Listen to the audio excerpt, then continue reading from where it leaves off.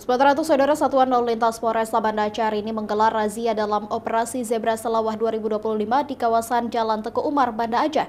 Sejumlah pengendara terjaring pelanggaran dan yang paling banyak ditemukan adalah pengendara yang tidak menggunakan helm saat melintas. Operasi Zebra Selawah yang dilaksanakan oleh Polres Banda Aceh menjaring banyak pengguna jalan yang melanggar. Masih banyak pengendara tidak menggunakan helm saat berkendara dan helm tidak berstandar SNI. Selain pelanggaran tidak menggunakan helm, razia menjaring pengendara yang tidak menggunakan sabuk pengaman bagi pengemudi mobil, pengendara melebihi batas kecepatan, penggunaan knalpot prom, melawan arus, serta mengemudi di bawah umur. Jadi untuk hari ini lebih banyak tidak gunakan helm SNI, bahkan tidak gunakan helm sama sekali.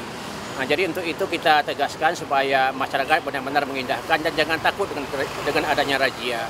Karena kita laksanakan ini supaya untuk keselamatan kita bersama.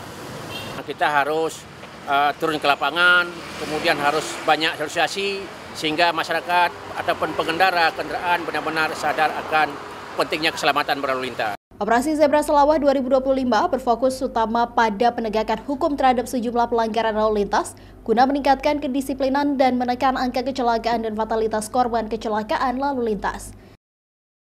Mustajab, Kompas TV, Banda Aceh.